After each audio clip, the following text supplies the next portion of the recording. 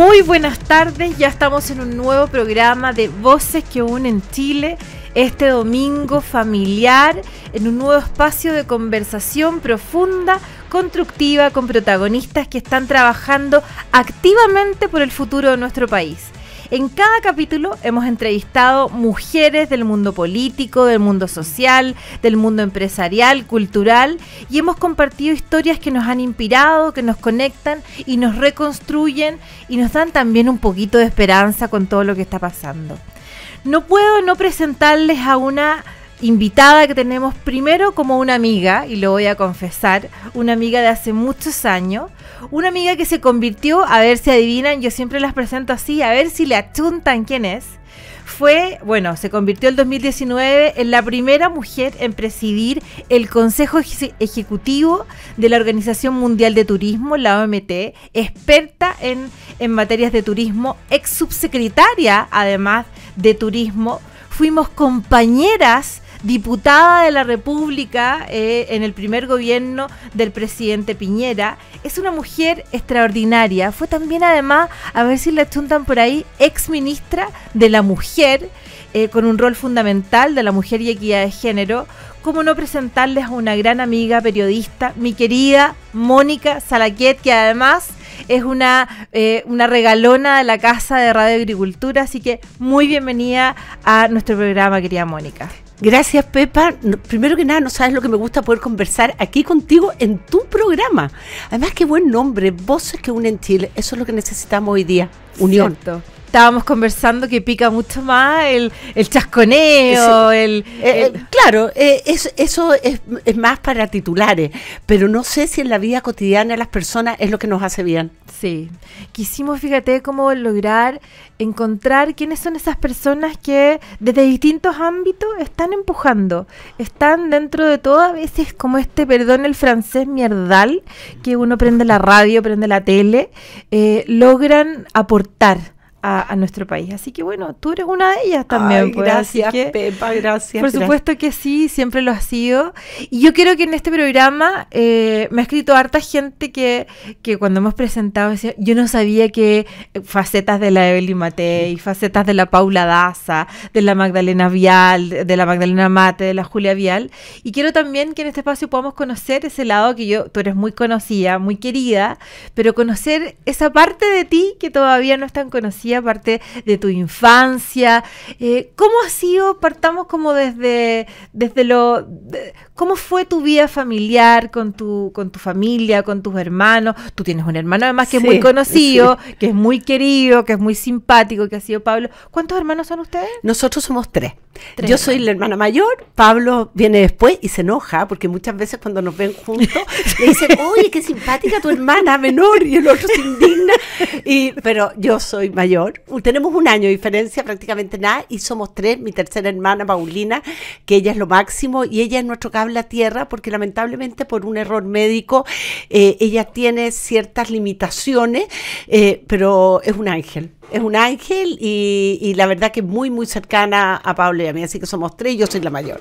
¿Y cómo combinan esta sangre árabe que corre por las venas de ustedes? ¿En qué se te nota eso, Mónica? Yo creo, fíjate qué buena pregunta, pero yo creo que una característica muy de los árabes es que somos muy de piel, muy de cariño, muy de generar vínculos y relaciones humanas. Y creo que esa es una característica muy, muy mía. Y la otra, somos muy trabajadores. Y si tú ves, la comunidad árabe ha ido sobresaliendo en distintos ámbitos de nuestra sociedad, en el mundo académico, en el mundo empresarial, ¿no es cierto?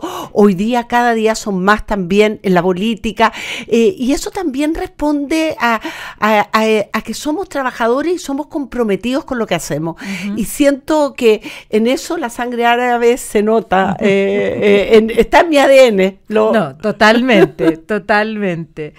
Oye, y tus primeros años de infancia, ¿cómo fue tu niñez? ¿Tuviste una niñez? A ver, Pepa, yo siempre he dicho, y soy una agradecida de Dios, creo que tuve una infancia muy o sea, la verdad maravillosa, unos papás donde había una dinámica familiar de mucha unidad en mi casa.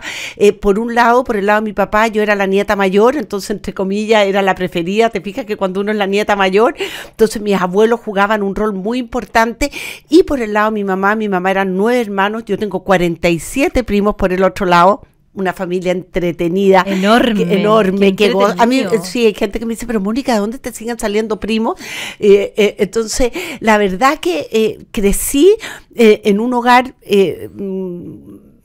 bien constituido, normal, o sea, pero donde estaba el papá, la mamá, los 3 hermanos, con esta hermana que sí generó una sensibilidad que a lo mejor no se daba en hogares donde no tenías una persona con limitante, porque había una responsabilidad distinta. Yo me acuerdo muchas veces mi mamá me decía, Mónica, tienes que llevar a la Paulina. Ay, uno como que no encajaba esta hermana con tus amigos, pero uno lo hacía, y yo creo que eso también te va generando un compromiso distinto o una sensibilidad frente a la vida distinta de aquellos niños o aquellas familias donde no tienes esa realidad.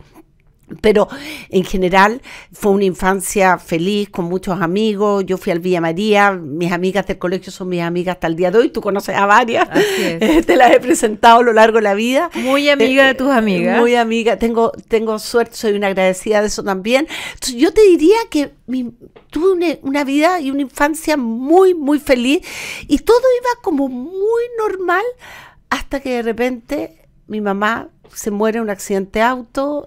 Una mujer de 48 años, vital. Qué juventud, qué horror. Qué joven, ¿no? Y claro, eso fue un punto de inflexión. Eso ya cambió, creo que la vida de todos en mi casa, algo inesperado, algo que yo cada vez que me acuerdo, Pepa, digo que fue en ese momento. Yo ya no sabía qué me dolían las uñas, me dolía el pelo, me dolía el alma, eran esos dolores que tú decís, ¿cómo salgo de esto? Bueno, y después la vida te va mostrando que uno sale de todo. Aprendes a vivir con todo, pero sí, ese fue un punto. Yo te diría que hasta ese punto yo tenía una vida muy, muy normal de miles de familias en Santiago de esa época, y quizás de alguna manera privilegiada porque llena de mucho amor. Bueno, supiste salir adelante de esa pena. Hoy se me apretó el corazón, porque además yo tengo esa edad y me imagino lo fuerte que sería también para mis niños si uno partiera tan joven, digamos. Así es. Y además con tanto, imagínate lo lindo que sería que te acompañara. Ya bueno, tu mamá te está cuidando desde el cielo. Siempre, y te ha visto también formar tu propia familia. Hoy día tienes 4 hijos, 2 nietos. 2 nietos. 2 nietos ya. Wow. 2 nietos. Yo conozco a uno nomás, así que. Pero cuéntanos un poco antes, yo creo que conozcamos la parte romántica de la historia de Mónica con Dieter, porque aquí hay una historia de princesa que los auditores no conocen. Dieter es boliviano, un príncipe boliviano básicamente podríamos decir. Cuéntanos cómo fue, cómo se conocieron, qué hacías en Bolivia y por qué te casaste con un boliviano que vivías casi en un palacio. Contémosle al auditorio un poco de esa historia. Bueno, cuando muere mi mamá en ese momento estaba viviendo en Bolivia con mi papá y con mi hermana. Pablo y yo estábamos acá estudiando en la universidad, nos habíamos quedado en la casa de unos tíos. Muere mi mamá en este accidente de auto, camino a Tiahuanaco, y queda un vacío tremendo, queda mi papá con mi hermana. Y aquí hay otro punto que es bien importante, porque mira qué curioso como las cosas que te pasan en la vida y que en ese minuto no tienes respuesta. Después muchos trabajos que realicé en mi vida me mostraron las dinámicas que suceden en esos hogares, que sucedió lo que me pasó a mí. Mi papá, mi hermana, una brecha enorme, porque al final cuando hay un niño con más problemas en un hogar, somos las mamás las que estamos de alguna manera más involucradas. No quiero decir que no hayan papás, pero normalmente la madre está mucho más involucrada en esa realidad diaria de esa persona. Entonces, indudablemente aquí quedaron solos mi papá y mi hermana y con un dolor tremendo. Entonces, yo te juro que varias veces he tratado de pensar, no sé cómo fue, pero aterricé en Bolivia, o sea, congelé mi carrera y aterricé en Bolivia. Creo que hubo una presión familiar, un deber ser, muchas cosas juntas. Un poco de asumir también el rol de tu mamá, al final un poco de eso, ¿no? Claro, o sea, fueron una suma de cosas y claro, yo ya estaba terminando mi carrera, lo cual significó no titularme. Claro, yo dije, me voy a ir un año y vuelvo, congelo, y bueno, partí ese año un poco a tratar de que esa dinámica fuera más llevadera para los tres, porque los tres estamos sufriendo ese dolor de la pérdida. Y me fui a Bolivia, tuve mucha suerte, llegué a Bolivia, la verdad que yo siempre jugaba tenis, entonces eso me ayudó porque empecé a ir a jugar tenis y ahí conocí gente que son amigos míos hasta el día de hoy. Ahí sí, Pepa.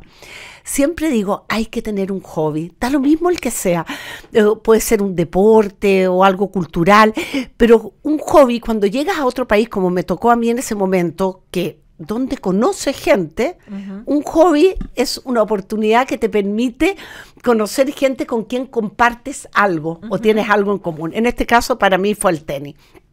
Y ahí me llaman al poco andar que estaba en Bolivia, conocí una persona que era los dueños del Hotel Sheraton. Mira cómo de nuevo la vida empieza a cruzarse mirando hoy día, ¿no? Mirando para atrás. Y me invitan si quería entrar a trabajar al Sheraton en el área comercial. Y dije, bueno, ¿por qué no? Interesante. En el turismo los idiomas sirven. Yo había estudiado también traducción en inglés y francés. Y entré a trabajar al Hotel Sheraton, donde estuve casi un año. Y como es el mundo del turismo chiquitito, la gente se empieza a conocer y a relacionar. Entonces ahí me llaman de LAN Chile. Y LAN Chile para pedirme si yo podía irme a hacer cargo de abrirle nuevos mercados a LAN Chile dentro de Bolivia, y de hecho me tocó inaugurar el vuelo de La Paz a Santa Cruz. Entonces, claro, me pareció atractivo, era la única chilena allá en LAN, y era mostrar mi país, o sea, era como que me pagaban por hacer algo que para mí era como tan natural y tan gratificante, ¿o no? Entonces me salí del Sheraton y me fui a LAN Chile. Y así que ahí empecé a tener mis primeras incursiones. Me acuerdo que saqué el curso YATA. Claro, como soy media matea, dije, ya estoy metida en turismo y busqué todas las herramientas que me pudieran servir. Entonces, en esa época me acuerdo que el curso de la YATA era algo importante, lo saqué y me empecé a involucrar en el mundo del turismo. Y bueno, cuando se cumplió el año que yo me iba a volver, mi papá, siempre yo le decía, me hizo como una especie de chantaje moral y me dijo, yo que siempre me acuerdo, he estado con usted y ahora tú me dejas sola, un año es muy poco.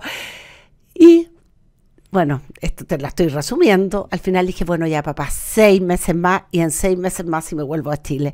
Y en esos 6 meses... ¿Te quedaste 6 meses a raíz de que tu papá te lo había cobrado? Claro, ¿ya? Y me quedé esos 6 meses y en esos 6 meses conocí a Dieter, que es hoy día, que es mi marido hasta el día de hoy.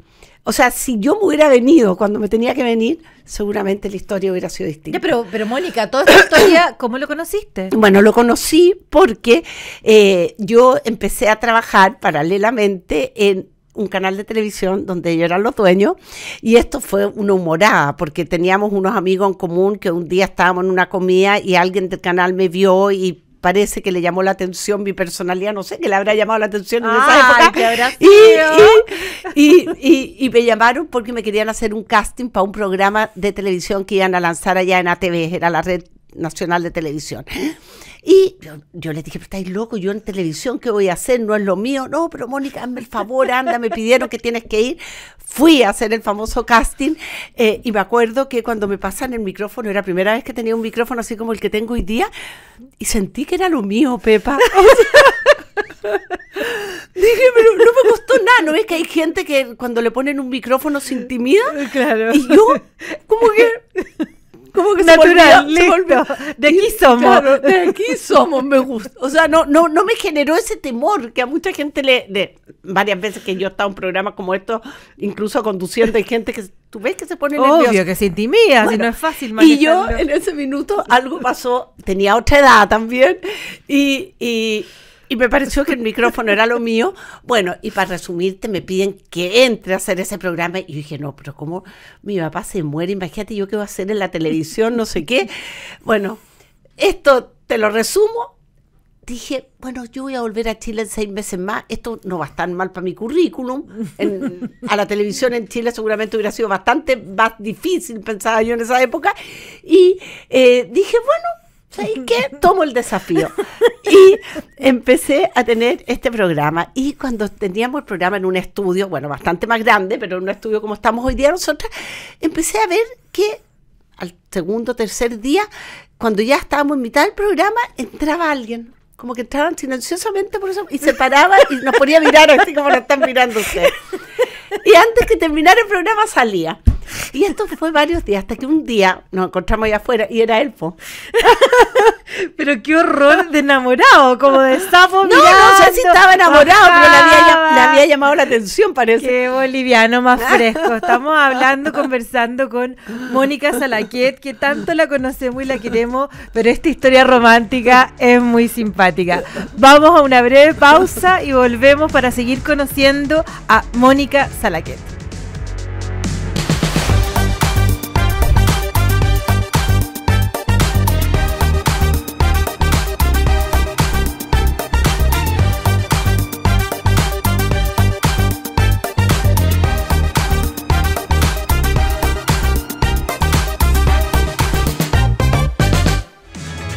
Llega a Chile Prudential AEGF en alianza con AFP Habitat para que ahora tengas más alternativas de ahorro voluntario para tu pensión con Prudential AEGF. Conoce más esta alianza en prudentialaegf.cl. Bueno, y seguimos conversando con nuestra querida Mónica Salaquet. Yo les quiero contar una anécdota, porque ustedes acá la ven toda folclórica, graciosa, pero yo en algunos minutos quise matarla. Ah, miércoles. Pero ya así, con mucha rabia. Fuimos compañeras en el Congreso, sí. Entramos juntas el año 2010, en el primer gobierno del presidente Piñera. Entonces nos alojamos juntas porque a veces nos teníamos que quedar, terminábamos muy tarde las sesiones los martes del Congreso, entonces salíamos a las 10 de la noche a veces en comisiones muy tardes porque el presidente Piñera, a diferencia de este gobierno, nos hacía sesionar y sacar muchos proyectos de ley y después, reconozcamos, nos quedábamos en el hotel conversando, nos tomábamos una champañita, nos quedábamos copuchando, cotorreando lo que había pasado en el día, no todo es política. Y nos acostábamos bastante tarde también, sí, unas trasnochadas, 11, 12 de la noche al menos. Y al otro día partíamos sesión a las 10 de la mañana, porque los diputados tienen que viajar de las distintas regiones, entonces a veces no llegan los aviones. Bueno, entonces que uno cuando se tiene que levantar a las 10 de la mañana no tiene que madrugar, ¿o no? ¿Estarán de acuerdo conmigo los auditores? Pues Mónica Salaquet no encontraba, porque dormíamos juntos, nada mejor que antes de las 7 de la mañana abrir las cortinas, mirar el mar, pues se ponía su buzo, partía a hacer gimnasia y yo, enfurecida, me ponía la almohada y decía, pero ¿cómo no me va a dejar dormir hasta las 8:30 si nos acostamos tarde? Estábamos trabajando, nos tomamos unas cositas. Así eran todos mis martes durante 4 años en el Congreso. Mónica Salaquet me torturaba porque ella encontraba que era insólito que yo perdiera 1 hora durmiendo. Claro, que perdieras 1 hora entre medio de tus almohadas con ese sol maravilloso, con ese mar increíble donde podíamos ir a hacer ejercicio. Así fue, pero te controlabas dentro de todo. Pero qué horror, porque además lo peor era que ni siquiera parabas de hablar, porque no era que te despertaba y me dejaba dormir y oye, calladita, me voy a hacer deporte, además sacaba unas patas preciosas, unos tenías preciosas para ir a hacer gimnasia, y además empezaba a hablar 6:30, 1/4 para las 7 de la mañana y no paraba de hablar. No. Ustedes comprenderán que hay ahí un poquito de resentimiento de mi parte. Ay, me voy a vengar algún día. Algún día, no me cabe duda, ya, y voy a aceptar. Voy a aceptar pagar eso. Pero lo pasamos muy bien, lo pasamos, ¿no? Bien, fueron años lindos, y creo que sobre todo tú y yo, me acuerdo en esa época llenas de ganas de aportar al país, de trabajar por nuestro país.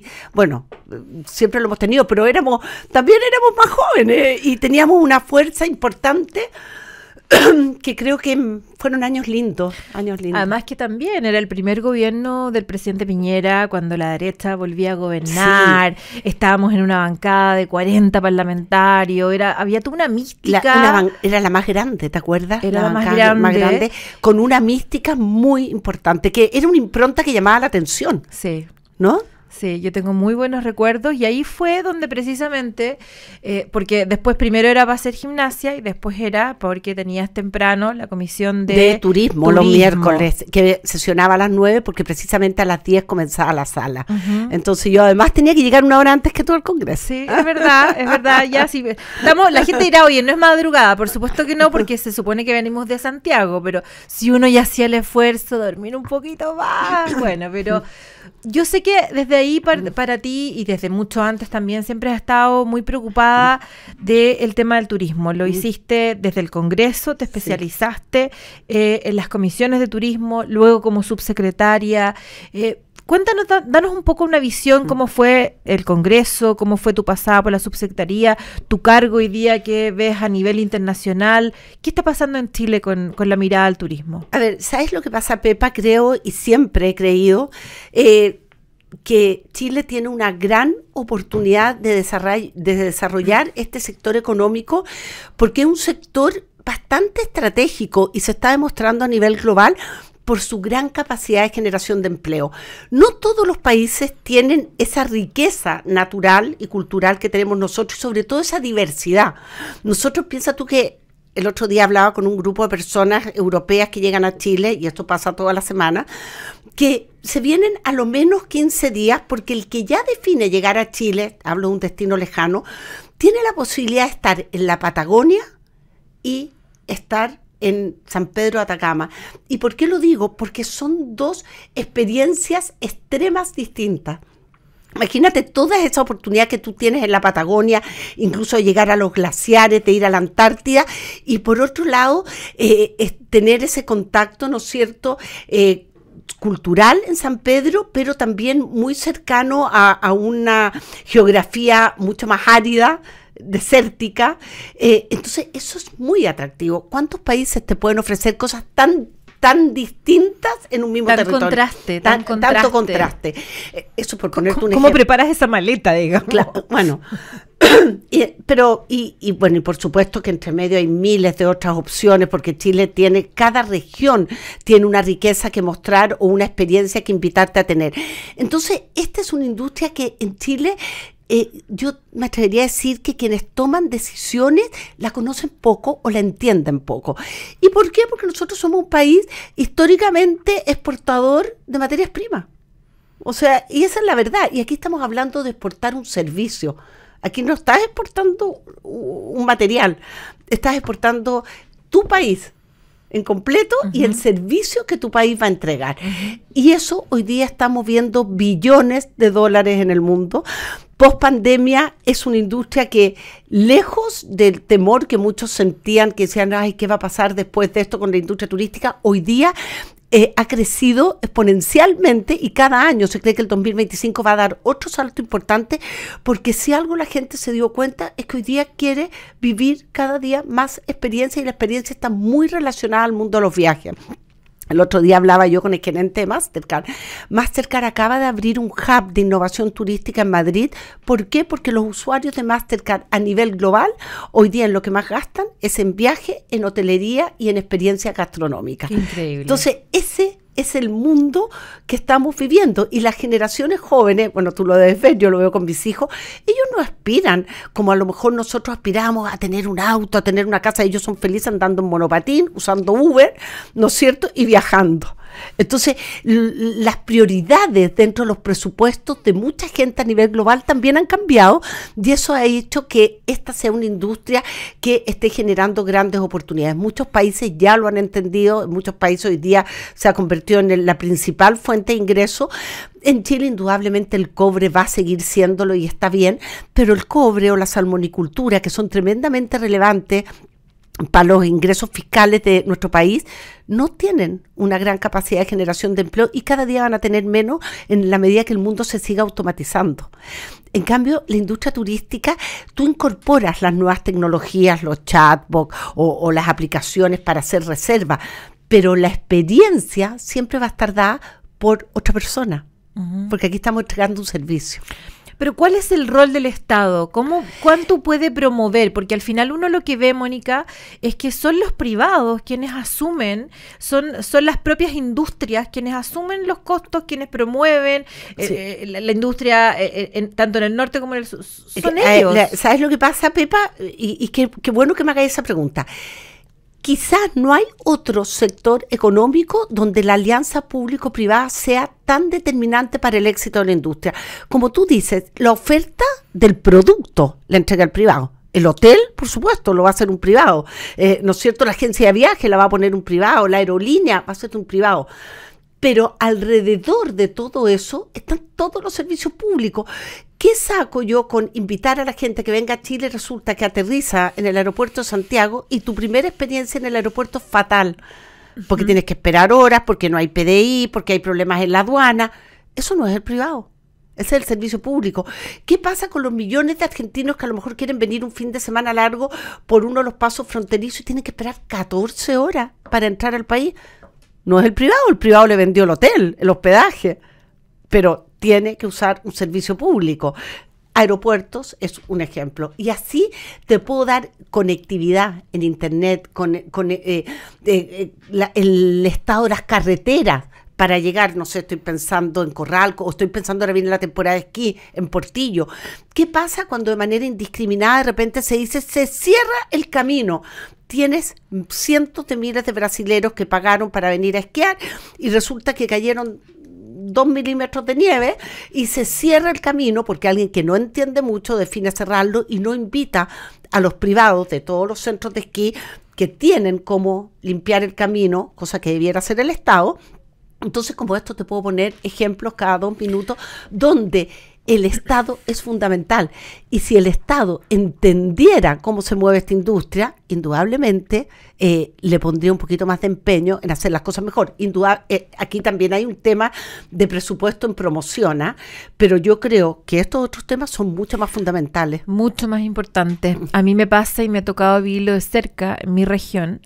La cantidad de gente de Mendoza que cruza por los Andes porque o va a jugar rugby a Viña del Mar o va a la playa o ahora viene de compra, olvídate la cantidad de gente que hay en Viña, en Valparaíso, este fin de semana comprando, porque además por el cambio siempre ha habido, siempre se ha viajado, siempre hay mucho paso, pero el paso de los Libertadores es una vergüenza, o sea, ¿por qué no hay una alianza? No es tan difícil, no es tanta plata de poder hacer esta alianza. A mí me tocó el año pasado, yo fui candidata a gobernadora, juntarme con el gobernador de Mendoza para ver, porque además el camino por Mendoza es mucho peor que el nuestro, pero toda la...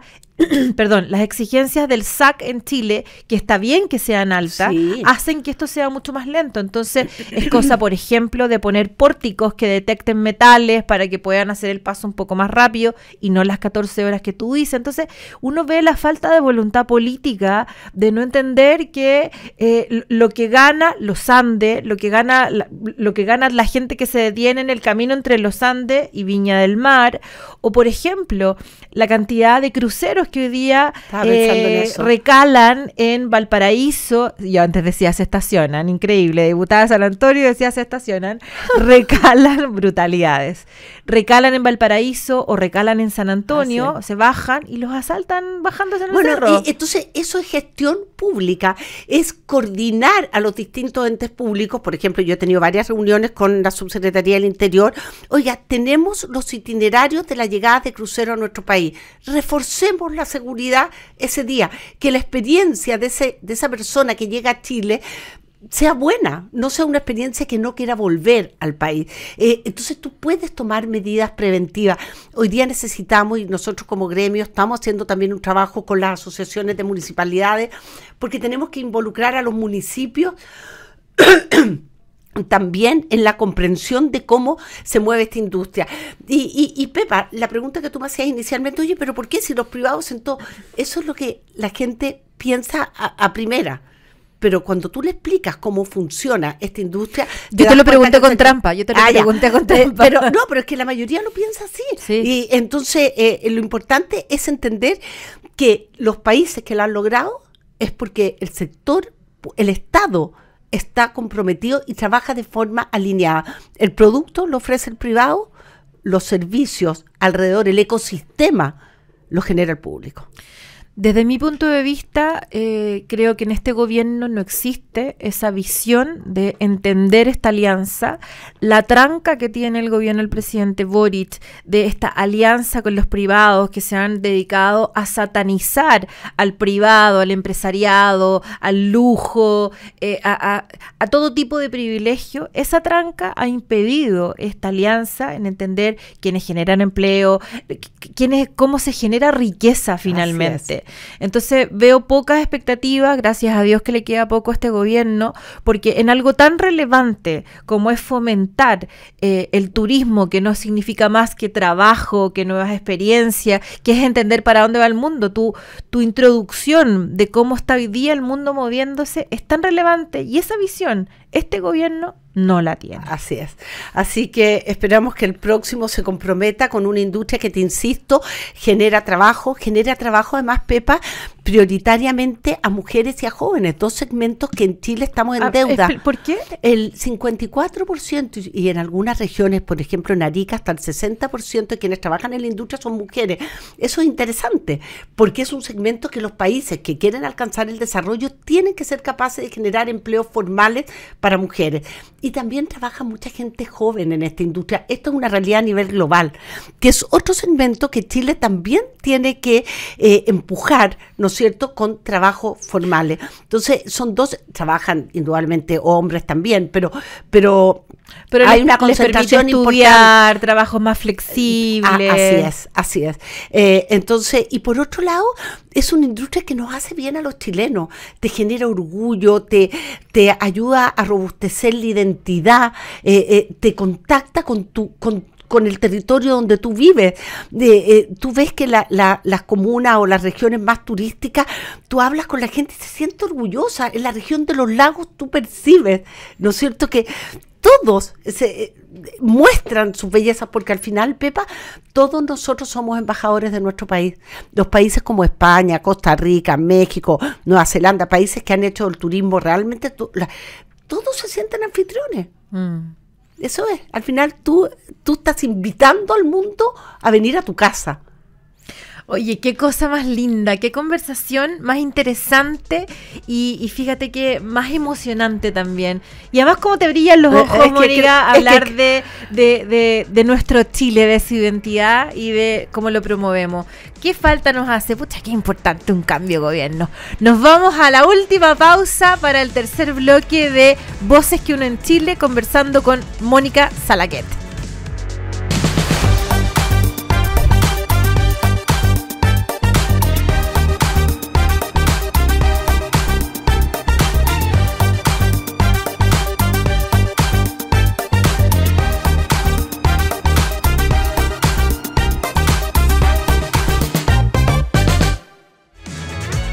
Bueno, estamos llegando al último bloque. Se nos ha pasado volando esta conversación con Mónica Salaquet. Bueno, ustedes han visto, así me levantaba cuando íbamos al Congreso.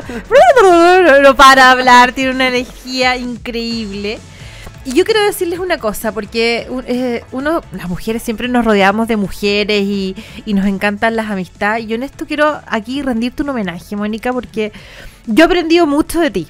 De verdad, y hay algo que de experiencia, la Mónica es un poquitito más grande que yo, así que siempre bastante más grande. No, un pelo más grande, pero pucha que ha sido rico siempre tus experiencias como mamá, como señora, consejo, ahí acaba de aparecer mi marido cuando uno de repente se agarra también, pero también muchos consejos culinarios. Ustedes no saben lo que sí. es ir a comer a la casa de Mónica Salaquet. Siempre tiene todo perfecto, precioso, de un gusto refinadísimo, siempre muy sobrio, las ensaladas, las lechugas con unas cosas preciosas puestas encima. O sea, lo que se imaginen es poco. Yo en eso lo valoro mucho porque te preocupas de cada detalle, es algo que siempre nos ha distinguido mucho. Y yo, por supuesto, que le he copiado el 99% de todos los datos, voy y le pido todo. Y es por eso que hoy día, ya que estamos pasaditas... Pero tu cocina es increíble. Bueno, De unos y me platos que como probas- todo lo que cocino. Ah, pero esa es parte entretenida. Sí, claro, por supuesto. Tú por lo menos te contienes más. Yo tengo buena mano, buena sazón, Increíble, como dicen, increíble. me gusta. Sí. No, pero tú eres muy elegante. Yo siempre te copio todos los platos. Se mueren las mesas. Y además, otra cosa...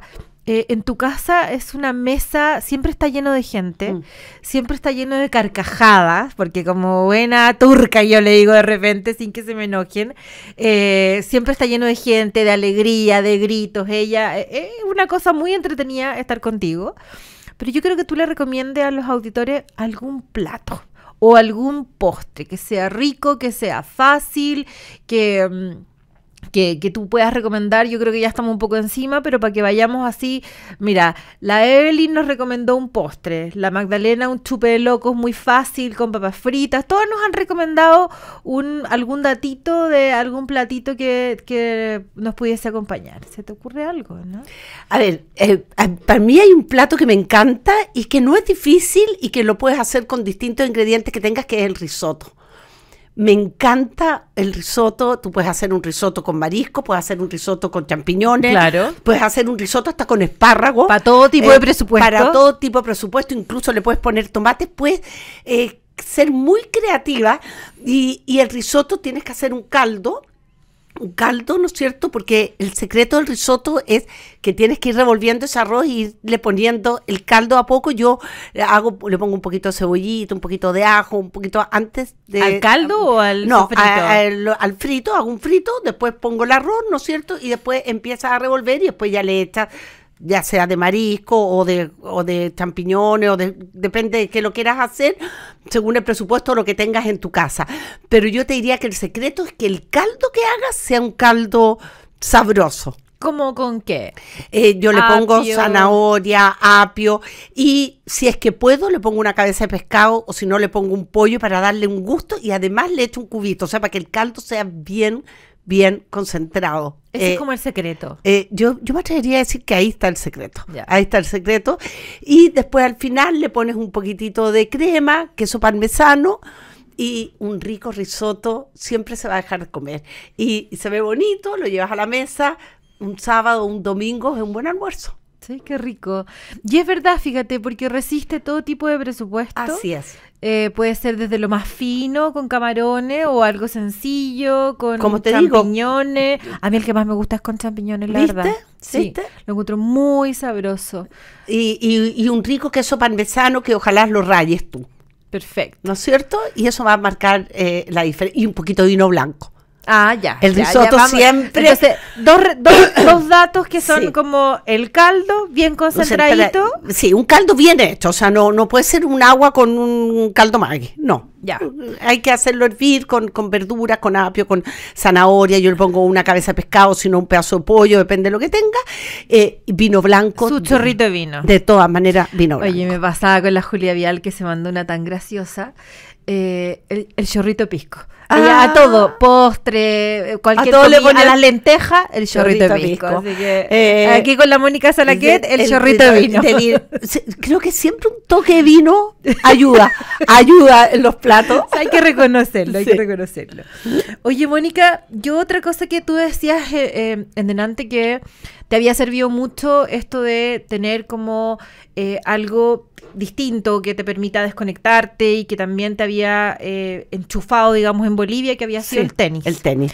Lo importante además que es hacer deporte, tú siempre has estado muy preocupada de eso, pero yo también quería hacer una reflexión contigo, que es parte de lo que para mí ha sido siempre muy sabio escucharte, porque a las mujeres, cuando yo estoy en una etapa donde mis niños, yo tengo 48 años, mis niños ya están titulándose y viene otra maternidad, viene otra vida y duele, cuesta soltar, no es tan fácil. Y yo sé que hay muchas auditoras que nos están escuchando y a veces como que uno siente que como que se acaba la maternidad y como que se acabó una etapa, o se nos acaba un poco la vida. El nido vacío. El nido vacío. Entonces, y cuando tú te das cuenta que a los 50 años promedio, cuando el promedio de vida es de 90 años para las mujeres, te quedan entre 30 y 40 años. Entonces, esa reflexión yo creo que todavía no está tan instalada. O sea, yo lo converso, como yo me casé chica, mis amigas todavía no están en esta etapa, todavía están con niños en los colegios, pero ya empiezan a darse cuenta de que en el fondo muchas dejaron de trabajar porque dedicarse a la crianza y están retomando estudios, retomando pega, que yo lo encuentro muy valorable. Pero esta reflexión sobre el rol de la mujer en estos nuevos 30 o 40 años, en esta segunda etapa, es algo que se conversa poco. Porque son etapas distintas, donde uno siente que a veces que ya no, como que ya listo, ahora que me dedicaré a los nietos. ¿Cómo has enfrentado tú esta nueva etapa? Porque además tú con todos tus millones de cargos y subsecretaria, ministra y también empresaria, es que te has reinventado en el mundo, pero ¿cómo ves esta reflexión del rol de la mujer en esta nueva etapa? O sea, Pepa, mientras te oía, creo que esto da para un programa, porque creo que se habla poco y es una realidad que estamos viviendo miles de mujeres o que están atravesando miles de mujeres. El nido vacío, a mí en lo personal, quizás hace uno de los golpes más fuertes que tuve. Me costó mucho, hoy día lo puedo hablar porque ya estoy recuperándome. Mi último hijo se fue hace 1 año y medio de mi casa, de los 4 que yo tengo, el último que vivía conmigo. Mira, hice todo lo posible porque no se fuera, pero como me decía otro hijo mayor, me decía, mamá, déjalo, él tiene que volar, es verdad. O sea, se tienen que ir, es parte de la vida. Lo que pasa es que para uno es muy difícil y tienes que reinventarte, reencontrarte también muchas veces con tu pareja. ¿Cómo reinventamos esta vida donde quedamos los dos solos? Mis hijos van, uno tiene una dinámica familiar, pero el día a día ya es distinto, incluso la dinámica dentro de la casa. No eres indispensable. Sí, oye, yo llego a mi casa, abro la puerta y hay eco, porque no hay nadie, ¿no? ¿Cuántos años de nuestras vidas tú llegabas y a veces querías silencio? Claro, en cambio, ahora tú dices, ojalá alguien me diga hola. Entonces, claro, es muy fuerte, es fuerte y hay que reinventarse. Y eso es importante, Pepa. Decirle a aquellas mujeres que a lo mejor lo están viviendo, no se dejen estar, vean cómo preparen esa reinversión, porque empiezan a quedar muchas horas de ocio y hay que tener cuidado, porque está bien tener un tiempo de tranquilidad, pero también cuando tú dejas tu mente vagar sin nada, muchas horas, se te vuelve la loca la casa. Y te empiezan a pasar cosas que a lo mejor no necesariamente tendrían que pasarte si tú sabes manejar mejor tu tiempo, tus inquietudes. Y por eso es interesante. Y tus emociones. Y tus emociones. Entonces es interesante aquellas que quieran volver a estudiar, aquellas que quieran volver a trabajar. A lo mejor hay algunas que quieren hacer obras sociales. Hay tanto que entregar, hay tanta gente que necesita. Creo que es conectarse con uno mismo y después definir, bueno, cómo quiero encauzar esta nueva etapa de mi vida. ¿Qué cantidad de horas le voy a entregar a mis nietos? ¿Qué cantidad de horas le voy a entregar a lo mejor algo que me llene a mí el espíritu? No sé, yo conozco mujeres que se han metido en grupos de lectura, ¿no es cierto?, según las afinidades que tenga, hacer deporte. Yo ahora, por ejemplo, estoy fascinada con el pádel, empecé a jugar pádel, entretenido, me he encontrado con miles de hombres y mujeres que además es más fácil jugar pádel porque jugamos 4, ya no son 2 en la cancha. Entonces, pero hay que preparar eso. Hay que prepararlo. Hay que conversarlo, hay que estar consciente. Hay que estar consciente, o sea, que va a llegar. Si yo no fuera por ti, Mónica, de verdad, que tú me lo advertiste muy chica, yo dije, ¿qué está hablando la Mónica? Si esta maternidad no se me va a ir nunca y estoy agotada, porque ¿te acuerdas que nos sacábamos la mugre en el Congreso y viajábamos y yo trataba de llegar a comer a mi casa todos los días porque no podía fallar, porque tenía que estar, lo que sufrimos las mujeres que trabajamos dentro y fuera fuera de la casa. Así es. Y hoy día ya esa realidad va cambiando. Entonces, no nos preparamos para esa etapa. Y es una etapa que yo trato de verlo como una oportunidad. Ponte tú, yo pienso las cosas, yo me casé muy chica, a los 21, fui mamá a los 23, qué cosas, y miro para atrás, digo, qué cosas dejé de hacer porque fui mamá, porque estudié, qué cosas me gustaba hacer antes de eso. A mí me encanta cantar, volví a tomar clases de piano, ¿viste? O sea, como tratando de, no solamente de hablarlo desde el tema laboral, porque es importante para mí seguir trabajando. Bueno, este año voy a volver a ser candidata, no voy a tener tanto tiempo este año, pero más allá del tema profesional, es una cosa, es muy fuerte sentir que dejaste de ser indispensable. Antes eras indispensable en tu casa. Hoy día, de alguna forma, sigue siendo muy necesaria, pero no eres indispensable. Cuando un niñito tiene 15, 18, 25 años, como es el caso de mi guagua grande, bueno, no me necesita 24/7, entonces es una reflexión que es muy... hay que hacer. Oye, mientras te oía, Pepa, quiero compartir con ustedes algo que lo aprendí hace muchos años aquí, cuando yo tenía mi programa de radio y tenía de panelista a la Pilar Sordo. ¿Te acuerdas de la Pilar? Sí, claro. La Pilar era panelista mía todos los lunes.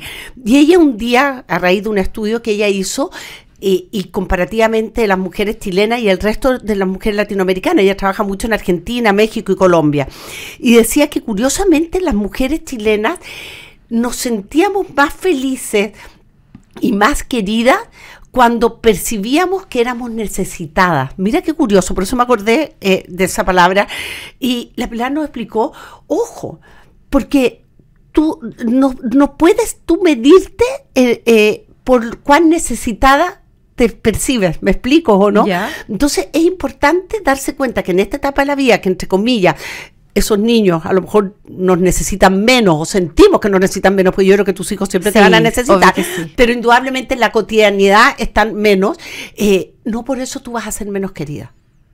A lo mejor el cariño está igual, todo está igual. Claro, eres menos necesitada, por lo tanto ahora tú hazte cargo de aquellas cosas que dejaste pendientes en tu vida. Pero a mí siempre me marcó ese estudio de la Pilar, porque claro, será algo cultural que las mujeres chilenas relacionamos el cariño con el sentirnos necesitadas. Totalmente. Yo necesito cuidar, yo necesito entregar este amor. Me pasa de repente la Daniela Peñalosa, exalcaldesa de Las Condes, que es psicóloga, me decía, ¿por qué tienes 5 perros? Y yo le pregunto, le digo, bueno, porque no tuve más niños, pues necesito seguir cuidando, necesito entregarle ese amor y eso que yo trabajo como enferma, sí, pues, eso te iba a decir. pero uno necesita cuidar, yo al menos necesito eso, no sé si necesito sentirme tan querida, capaz que tanta funa zurda de repente a uno le afecta el ego en ese sentido, pero no. Oye, es que bueno, por si a alguien le queda una duda, hemos estado conversando durante esta mañana con Mónica Salaquet. Gracias. Oye, es que ha sido una conversación impresionante. Estoy emocionada de lo que hemos aprendido, el lado que hemos sacado de ti, tu historia de vida, tu familia, tus niños, tu fuerza en lo que has emprendido, tu amor por el desarrollo en Chile desde el turismo, de cómo hay que sacar lo mejor de Chile, de cómo hacemos sin trancas la alianza público-privada, de tu rol de entender y tu rol también de amiga que tutela a sus amigas, de ir mostrando que para mí ha sido fundamental y te lo doy aquí, te doy las gracias de todos estos 15 años de amistad donde siempre has estado muy mater, muy partner de, oye, viene esto. Qué importante es tener amigas y además amigas tan sabias como tú. Marca la diferencia, y yo también te agradezco tu amistad, Pepa, porque la verdad que eso es lo que nos llena, eso es lo que nos queda, ¿o no? Sí, totalmente. Qué emoción. Muchas gracias, Mónica Salaquet. Y nos vamos despidiendo entonces acá en Agricultura y Agricultura TV con Puntito, mi guagua que me acompaña. Ya sé por qué lo traje, pero no, muy feliz y muy buenas tardes en este programa maravilloso en Voces que Unen Chile. Nos ha quedado claro que Mónica Salaquet es un tremendo aporte también, no solamente en este programa, sino que en nuestro país, con todo su aporte al turismo y que nos da esperanza de que vamos a ser un país desarrollado. Muy buen día.